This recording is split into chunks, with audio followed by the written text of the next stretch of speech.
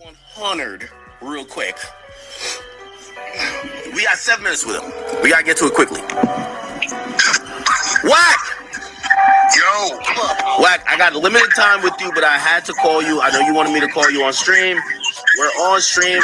We should talk about, some of what people are saying in terms of the contract stuff. I know you wanted to have your moment to discuss this with me publicly. Man, you killed the moment on purpose. 2 weeks old. Oh, 2 weeks old. Oh, so you don't care no more? Okay, all right. No. I mean, listen. You made it content, so I'm doing what I'm supposed to do. I'm supposed to drive the content, right? Okay. No. All right. So Wack. So now I did hear you the other day. Okay. And you got to understand one thing, right? In this indie world, a lot of things you were saying was correct, but it's kind of like dinosaurs, right? Watch this. You tier artists, right? Yeah. And you know your capabilities, your plugs, your resources, and you know what it take him 3 years to do, you could do in the next 6 months, right? So you take this dude and you sign this dude, right? So you sign and you give him a bag, right? Okay. Then you get on the phone and you call this producer, you call this dude to get him his feature, you call this tour guy to get him a bunch of dates and shit, and they doing it not because of him, but because they got a relationship with you. Not to say he ain't hot, but maybe it's a little premature, right? Okay. Are you saying that you're supposed to do all of that and let us playing homeboy management reap the benefits who don't know how to do nothing but stand around? So you basically want to say that Blueface is signed to your label, but you trying to make an excuse now to say why you saying it, because you're not going to do nothing for free. So this is why he signed to the label, which we already know, and you are the manager as well. But let Wack tell you, he's not signed to the label. To get out the way and allow that ain't how that works these days, man. Well, Wack, put it like this. I agree with everything you're saying. I think you're more valuable than even the manager, right? That wasn't my point. My point was this. In any particular situation, because what I realized is that you and Blueface situation is a little bit different. Like, totally different. You might operate as a manager on certain business situations, and then on certain situations, you're the label in terms of you went and got a deal for the single, or you went and got a deal for the. Guess why? Yeah. You notice my artist, my client, is never in one of them situations where they're stuck for 5 albums, stranded, crying, want to get out. You know why? Because I'm going to step in front of it and I'm going to treat it as if it's mine. So I'm going to take control of it and put them in a situation that their manager would want them in. See, it's a different thing. Think about it. Blueface was a new artist. You never seen Blueface stuck for 4, 5 albums, not even 3 albums. Absolutely. So here's the. I think why I use that, as an example. I think as a brother, I'm gonna be real. As a brother, I think you're an asshole. No. No, I do think Blueface is. I think Blueface is stupid. But here's the thing. I think the internet is confused whether they would want to consider you the manager of Blueface or the label of Blueface. I think the real answer I've kind of got to is that you're both at different times. At different times, depending on what's going on. Okay. Exactly. And listen, hold on. Wack, my whole point is this. As long as you're not doing both at the same time, you're good. Well, here goes the thing. Listen, his reality show, right? Okay. Not only did he get paid as talent, but I made him a partner in the overall platform. Okay. The wordplay of Wack. The wordplay. Now he's a partner. Dude just, manipulates all the situation. You see what I'm saying? Now, when it comes down, I didn't book tours, fights, merch deals, and all that shit. That simple management shit.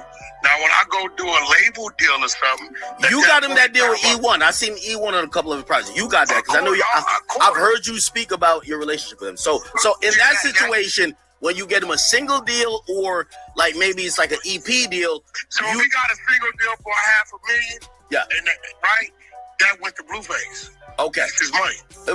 However, when it says it's released through 100 ENT and E1 or whatever the case is, at that, like when you get the deal in that situation, you're the label and the money is different, but you're moving as a label, not a man. Yeah, but what happens in that situation, whatever goes to him goes to him. What I have to do is I have to wait for the performance of the album because guess what? They want somebody to take the risk. Although Blueface got $500,000, that's not free money. I'm responsible for it. I got to step in there and say, I'm willing to put, this is a piece you forgot about.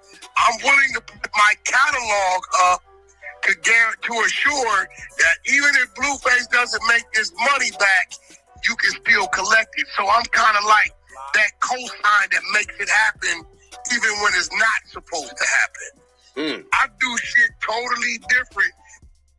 Like we all know, and if you don't know, that money that Blueface gets up front is an advance and it's a loan. It's a straight loan. And WACK is acting like he's gonna back the loan. I don't believe it at all. To open doors up. So when they looking at my catalog overall and they're saying, well, he has a catalog over here that's doing X amount a year, WACK saying, do this deal at this amount, give him that money, and he's willing to put his catalog up to assure our recoup. What do you think they do? They do the deal. Yeah, and you know, again, when I explained it, I wanted people to, you know, understand that I don't know, and you're right on that. I don't know the intricacies of your deal with these artists. I don't know if you have them in a 5-album deal. I don't know if it's like you just do single deals with them. I wouldn't know.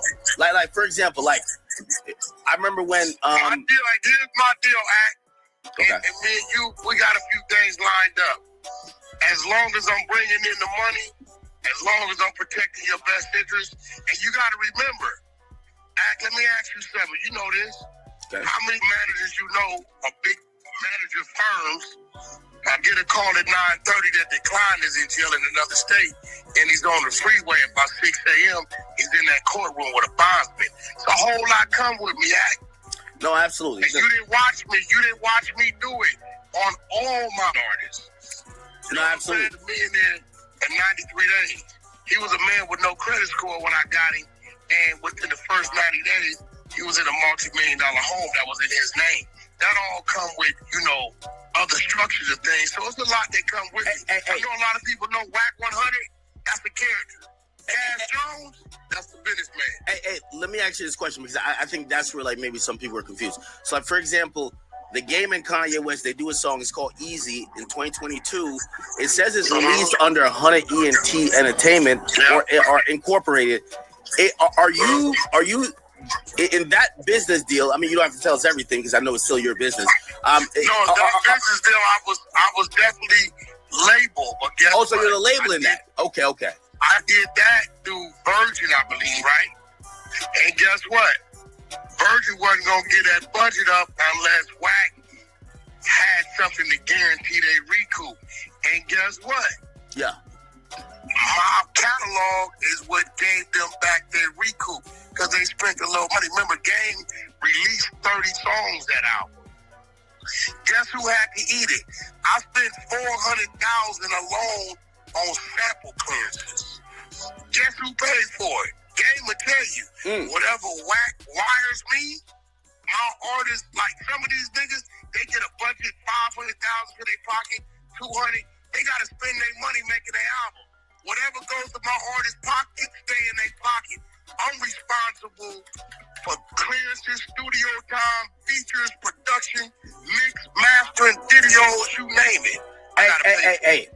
And by the way, because we're about to get to J. Cole's album, so I really wanted to give you this chance. I'm gonna call you afterwards though, but because we got mad other shit to talk about. But let me ask you a question. That song in 2022 called "Easy" with Game and Kanye. Be honest with me. Did you use the leverage of you doing Ye a favor? Because we all remember, like, you know, you did a favor for Ye. You gave him a laptop with.